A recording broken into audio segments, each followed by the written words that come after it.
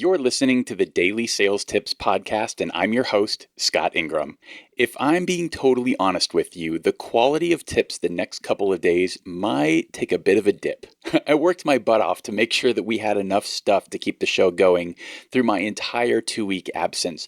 But what I didn't really plan for was what I was going to do when I got back, when there's so many other things that required my attention. All that to say that today's tip might kind of suck, but I'll let you be the judge. So over the course of my vacation, we drove over 2,500 miles from Boston through New Brunswick and Nova Scotia, and then most of the way around Newfoundland. My original plan was for all of us to listen to some family-friendly audiobooks in the car, but somehow or other, that never happened. And instead, my wife started playing episodes from Conan O'Brien's podcast, Conan O'Brien Needs a Friend. And we kind of couldn't stop. My girls were having fun with them, and so we must have listened to close to 30 episodes. The one takeaway through all of that I thought might be relevant for you is how much I heard the Imposter Syndrome theme.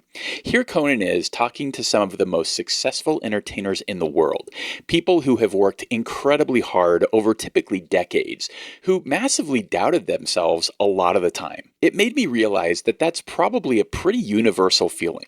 The problem is that doubt and fear can really hurt us if we let it.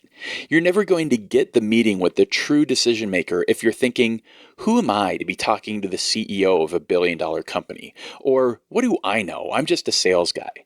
We've all had thoughts like these, but what you start to realize over time is that we're all just people. Top business leaders, the most successful entertainers, heck, top salespeople. We're all human. We all have doubts. We all are afraid sometimes.